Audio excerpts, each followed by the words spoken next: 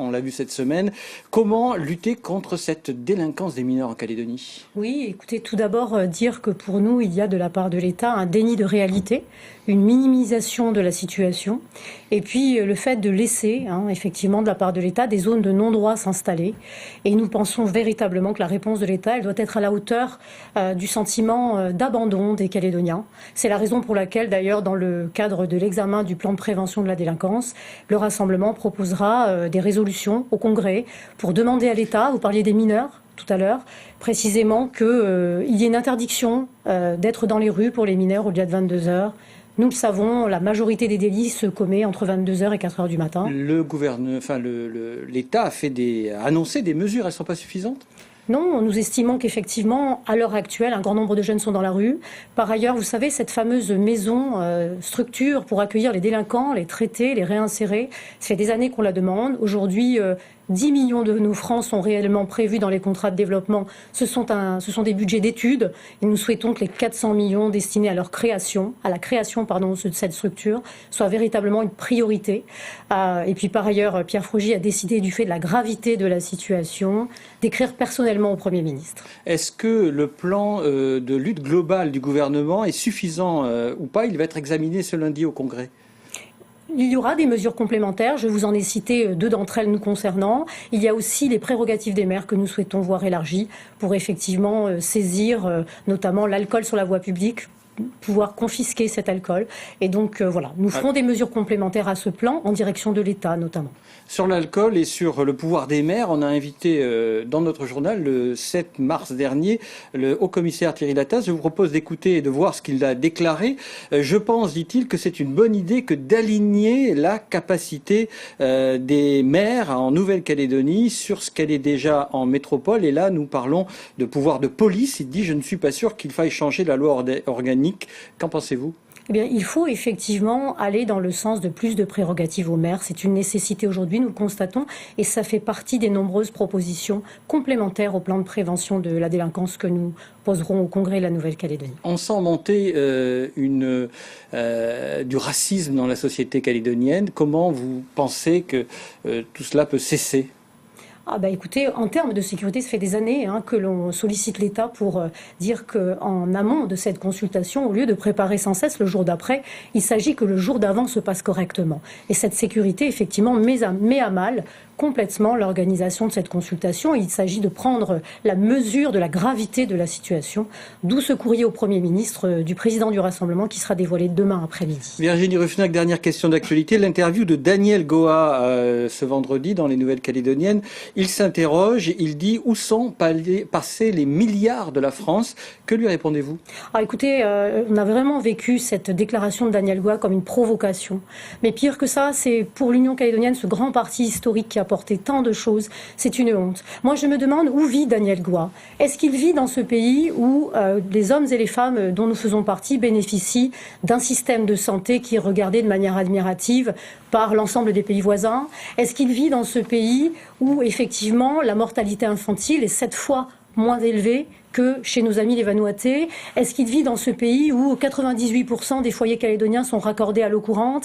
Est-ce qu'il vit dans ce pays où le système 400 cadre avenir a été mis en place par l'État, exclusivement réservé aux populations mélanésiennes pour augmenter les formations? Et enfin, est-ce qu'il vit dans ce pays où, lorsque le nickel va mal, c'est-à-dire que des milliers d'emplois des Calédoniens sont menacés, qui met au pot pour sauver les usines?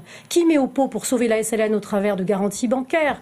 Qui met au pot pour la défiscalisation et aider les autres usines? C'est l'État. Donc, excusez-moi d'être un peu longue, mais si vous le permettez, pour résumer, le message qu'il délivre, c'est avec la France ou sans la France, ça ne change rien.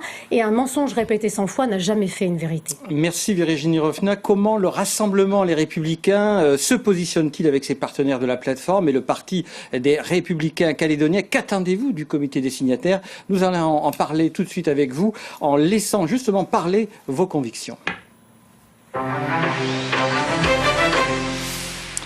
Virginie Rufenacht, l'implosion du feu G10 fin février, désormais groupe de travail sur le chemin de l'avenir. Peut-on savoir si oui ou non cette déclaration commune de l'exposé des motifs sur la repentance avait été signée par vous ou pas? Non, absolument pas. Alors chacun est venu avec son petit papier. Moi-même, je suis venue avec ce fameux exposé des motifs qui comporte 3 signatures, celle de Philippe Michel, de Louis Mapou et de Rocco Amitan. Mais vous savez, c'est pas tellement le débat. Le débat, surtout, il porte sur. Mais ça veut dire que pourquoi... certains ont dit que vous l'aviez signé. Il y a mensonge ou il n'y a pas mensonge? Probablement, mais je leur laisse leur déclaration mensongère. Effectivement, moi, ce qui m'intéresse, c'est pourquoi le Rassemblement a refusé cet exposé des motifs, pour 2 raisons principales.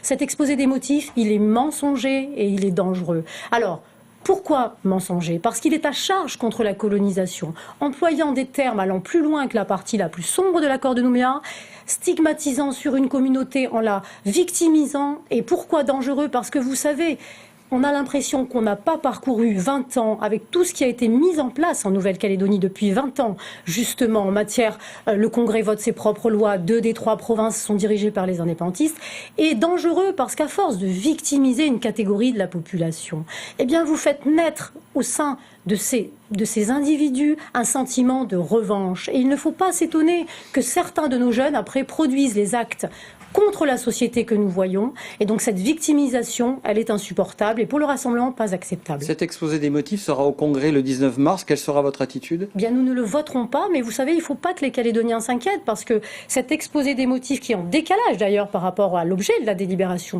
qui est de fixer la date de la consultation, ne pose pas de problème pour la date parce que de toute façon, les indépendantistes et Calédoniens ensemble ont une majorité pour la voter. Mais pire que ça, si jamais ça n'était pas voté au Congrès, l'État a le devoir ensuite de prendre cette date qui sera le 4 novembre. Donc cette consultation aura lieu le 4 novembre. Vous avez claqué la porte du G10. Est-ce que pour vous, il est toujours légitime ou pas?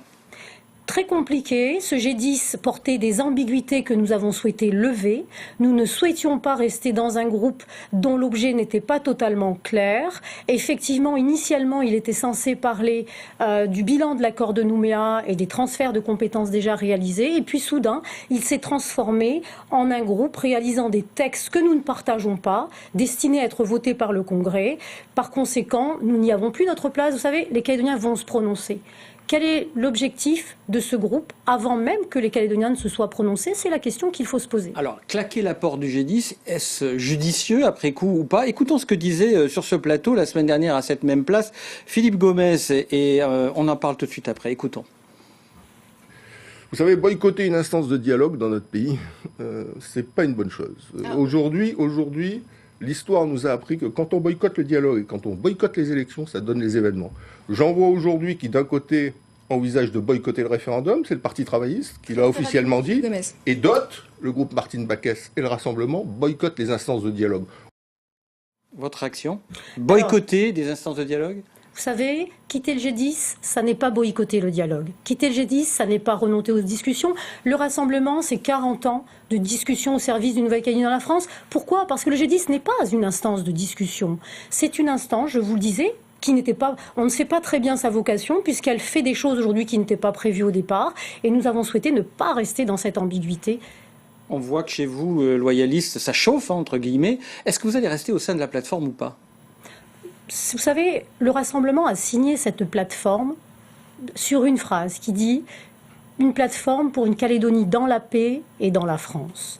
Le Rassemblement, c'est un mouvement qui, depuis 40 ans, cherche l'unité de la société calédonienne. Si c'est votre question, mais ma réponse, c'est s'il y a un pas de travers vis-à-vis de cette vocation-là, nous n'aurons plus vocation à y être. Le Rassemblement a toujours fait un pas Vous pour n'excluez pas le unir. fait de quitter la plateforme. Mais vous savez, la politique est faite par rapport à des convictions. Le Rassemblement porte des convictions pour une Nouvelle-Calédonie dans la France et il ne déviera pas, s'il y a des ambiguïtés, il ne déviera pas de ses convictions. Mais n'êtes-vous pas pieds et poings liés à la plateforme? Parce que si vous sortez de la plateforme, vous n'avez peut-être plus de groupe au Congrès.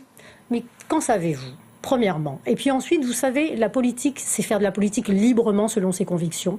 Il n'est pas question que le Rassemblement, qui a toujours été libre de parole, soit muselé par qui que ce soit. Et donc, dès que l'intérêt des Calédoniens, et notamment le maintien de la Nouvelle-Calédonie dans la France sera en cause, eh bien, nous agirons. Donc ça veut dire que vous n'excluez pas de rejoindre un autre groupe. Mais ça n'est pas ça peut être les Républicains calédoniens, Virginie. Ça n'est pas Virginie. véritablement ce qui préoccupe les Calédoniens. Essayez de nous répondre. Est-ce que ça peut être les Républicains calédoniens ou pas? Ce qui préoccupe, Alexandre, aujourd'hui les Calédoniens, c'est ce que chacun d'entre nous défendons pour la Nouvelle-Calédonie et pour eux-mêmes. Et en l'occurrence, il s'agit de se positionner avant cette consultation pour exiger qu'elle soit le plus claire possible, à tous les niveaux. Mais ce qui préoccupe aussi les Calédoniens, Virginie Ruffnac, c'est les forces en présence. Or, si vous n'avez plus de groupe au Congrès, vous êtes menacés. Ce qui préoccupe les Calédoniens, c'est que les non-indépendantistes défendent véritablement une Nouvelle-Calédonie dans la France. Et donc, c'est ça que nous devons faire. C'est la mission que nous avons reçue de leur part. Si jamais il en était autrement, il y aurait des raisons à ce que nous agissions différemment. Pouvez-vous rester aujourd'hui, Virginie Ruffnac, je vous propose la question sous une autre forme, avec des alliés politiques qui parlent de nationalisme et d'autonomisme, comme on entend Philippe Gomes le faire? Alors, vous savez, je vais vous répondre sur le nationalisme. Pour nous, le nationalisme, c'est diviser la société calédonienne. C'est cliver la société calédonienne en opposant certaines de ses composantes. Opposer les patrons aux salariés, opposer les rouleurs aux mineurs, opposer aujourd'hui les colonisés, si vous me laissez juste terminer, opposer les colonisés à ceux qui ne l'ont pas été. Or, le rassemblement, il a été créé pour avoir une Nouvelle-Calédonie fraternelle, unie. Et quand on est un responsable politique, la première des préoccupations, c'est l'unité, la cohésion de la société calédonienne, qui ne peut être garantie qu'au sein de la République française. Le 27 mars, Virginie Ruffnac, se tiendra à Paris le comité des signataires. Édouard Philippe tient à ce que le dialogue soit renoué.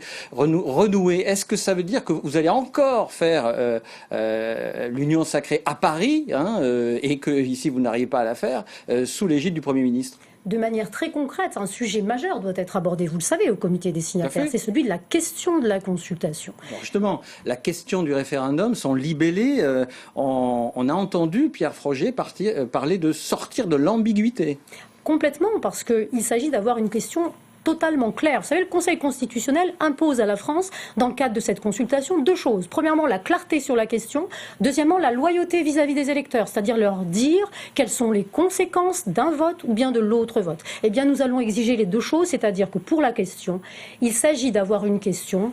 Je souhaite que la Calédonie reste dans la France, je souhaite que la Calédonie accède à l'indépendance, parce que ce terme d'indépendance est connu et compris en Calédonie depuis de très nombreuses années, et qu'il y a actuellement cette sémantique d'accession à la pleine souveraineté, qui pour nous est ambiguë, parce que la souveraineté, difficile de la décrire de manière très claire, et donc nous nous opposerons à cette formulation. Donc le dialogue sera renoué à Paris, mais il ne peut jamais l'être ici.